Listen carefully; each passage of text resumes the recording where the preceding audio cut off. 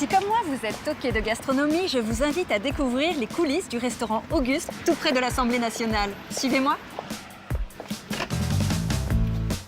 Bonjour Marie. Bonjour Gaël. J'ai réalisé un repas autour des meilleurs produits du terroir. Je vous propose de passer en cuisine.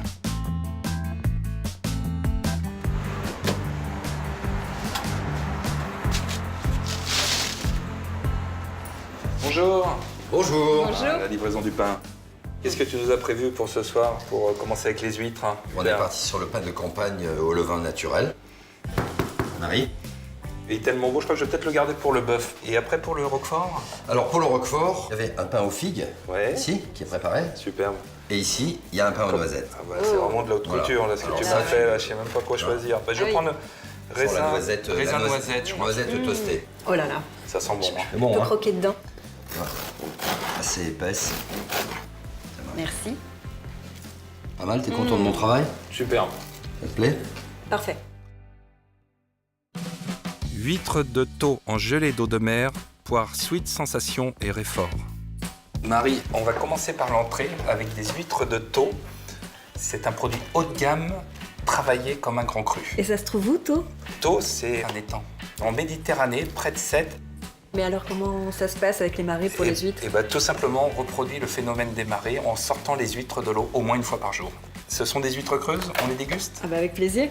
Il y a plusieurs tailles. Et alors les 0 sont plus grosses que les 2 et 3. Oui, exactement. Pour les huîtres, plus le numéro est petit, plus les huîtres sont grosses. Là, regardez, ce C'est sont déjà, des ouais. huîtres superbes de Méditerranée avec une coquille très dense, gorgée d'eau de mer, une nacre, regarde, splendide. Ouais. Et là, pour la recette, je vais le remettre en gelée d'eau de mer avec quelques petits accompagnements.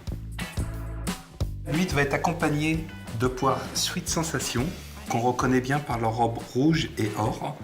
Tu peux voir que la chair est très ferme et il y a beaucoup de jus là qui sort. Et là, je vais couper des dés qu'on va faire mariner dans du jus de citron jaune pendant une dizaine de minutes. Mais pas trop non plus. Et là, je vais disposer la crème de réfort. Marie, l'huître est terminée et pour l'accompagner, on va déguster un champagne Joseph Perrier blanc de blanc extra brut. Et en plus, millésimé 2010. Évidemment avec modération. Bien sûr.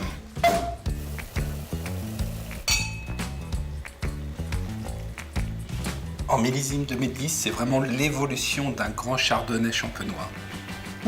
Beaucoup d'arômes. Cette huître est très iodée, elle a un léger goût de noisette et légèrement sucré. C'est pour ça que je l'accompagnais avec des poires justement.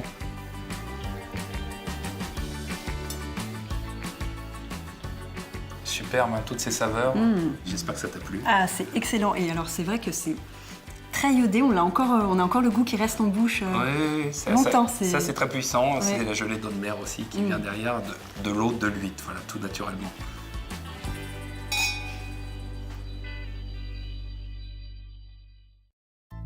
Bœuf limousin rôti et mijoté 4 heures. Pommes de terre samba. Bonjour chef, Bonjour. Bonjour. Alors c'est ma commande, des côtes de bœuf et le paleron du limousin. C'est ça, c'est moi avec commandé. Ah, splendide là. Ah, une belle couleur Ah oui, rouge. une belle couleur, hein. Bah alors à quoi on reconnaît une viande de bœuf du Limousin? C'est une bête qui est née dans le Limousin, élevée par 5000 éleveurs, naturellement à l'herbage. Et ce sont des bêtes qui sont battues en dessous de 10 ans pour avoir une qualité prestige de la belle rouge. Super beau, épais comme ça. Et le paleron c'est pareil alors. Le paleron c'est pareil. Alors ce qui est super aussi avec le paleron, c'est que ça peut être cuit comme un bourguignon très longtemps ou juste la poêler comme un steak et on la mange saignant et c'est très très tendre. Bon, il n'y a plus qu'à cuisiner. Alors là, Marie, on va cuire nos pommes de terre samba. Normalement, c'est spécialement pour cuire au four et pour réaliser des purées. Ah d'accord. Mais on va les cuire sur un lit de gros C'est sel ce que je gris regardais. de Guérande. C'est ça, c'est le guérandais. C'est non raffiné, non traité. Et ben c'est voilà, ça. vous connaissez tout. Oui. Là, on va recouvrir entièrement de gros sel gris et on va réaliser un petit dôme, comme à Ah, la bah, plage. moi aussi, avec des alors, pommes et des- je peux. Là, on va enfourner et laisser cuire. Il n'y a plus qu'à goûter après parce que franchement, c'est très très bon. On va démarrer la recette avec le paleron parce que c'est plus long à cuire. On va D'accord. le couper en gros morceaux. Donc là, on va faire comme un bourguignon. On va tout assaisonner à la fleur de sel. Donc, on va en mettre partout, même Ah sur ouais. les côtés. On va rajouter notre garniture, du céleri, des oignons, tout ce qui sent bon, qui peut donner du parfum. C'est beau. On en rajoute quand même pas mal. Ah oui, mais tout ça, ça va s'évaporer. Salomé, pour avoir une purée de pommes de terre plus onctueuse, rajoute d'abord le beurre, la crème de Bresse et mélange bien. Et là, Marie, on a le paleron qui a cuit pendant 4 heures. Mais avant de le goûter, je vais prendre un petit peu d'eau.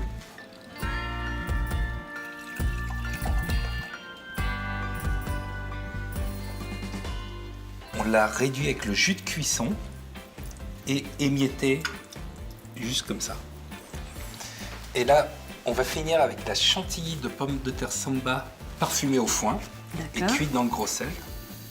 Et on ajoute dessus toujours de la pomme de terre qui a été frite, comme des petites pailles. On va démarrer nos côtes de bœuf du Limousin. Pour les rôtir. Un peu d'ail, des herbes et au four 30 minutes.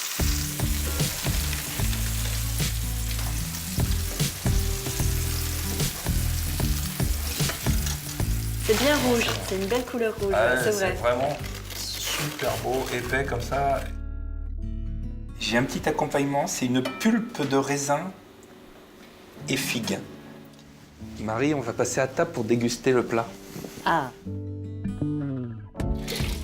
Alors, messieurs, je vous propose Saint-Géron. C'est une eau naturellement gazeuse, donc elle est bien équilibrée avec une pétillance agréable. Je vous propose de la déguster.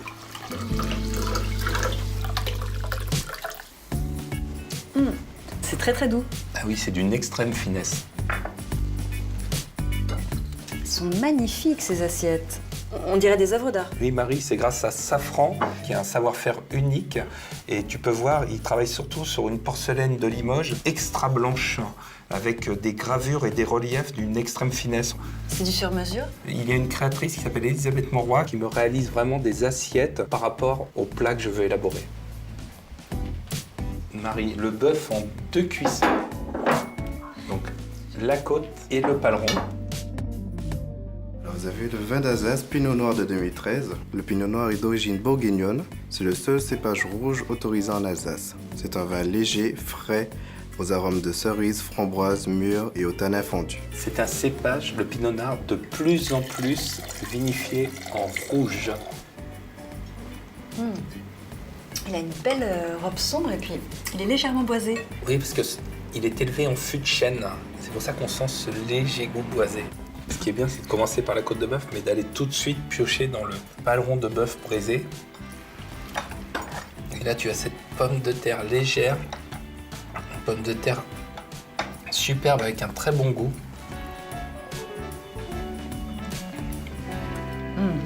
Merveilleux. Roquefort, noisettes torréfiées, pousses d'herbe et confiture de raisin légèrement chocolaté. Merci. C'est du pain aux noisettes et raisins. Oui, ça a l'air bien. Oui, très bien. Ça va très bien s'accommoder avec le roquefort.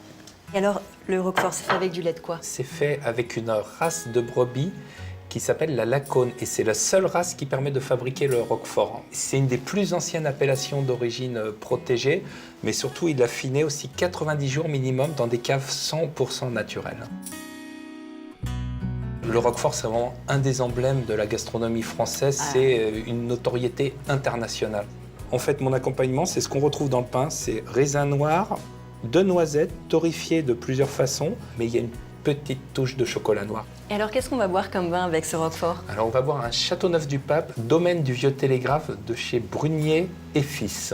Alors, c'est un vin que j'affectionne particulièrement parce que c'est un vin à la fois puissant, mais avec un juste équilibre. Et on va avoir des saveurs qui vont partir dans tous les sens. C'est vraiment savoureux et surprenant à la fois. Fraises gariguettes au naturel, chantilly au chocolat ivoire. Alors chef, pour terminer ce repas, qu'est-ce que vous nous avez réservé? Alors, des fraises gariguettes 100% naturelles, avec une crème citron vert et une tuile fève de tonka et réglisse. Waouh. Et pour l'accompagner, ce sera un champagne rosé Joseph Perrier. Donc c'est un esprit de Victoria cuvée 2005. Donc c'est une maison qui a un savoir-faire qui se transmet depuis 5 générations. Et ce sont des raisins provenant exclusivement de premiers et grands crus. C'est un vin qui va très bien s'accommoder avec la gariguette. Et à quoi on la reconnaît, la Alors, gariguette? On la reconnaît par sa forme allongée et surtout elle est sucrée mais à la fois acidulée derrière. Comment vous avez fait cette recette? Alors cette recette, c'est des fraises gariguettes qui ont été tout simplement coupées en 4, roulées dans du sucre, avec une râpée de réglisse et fèves de tonka et un biscuit amande qui vient accompagner le tout. Waouh. Et il n'y a plus qu'à déguster.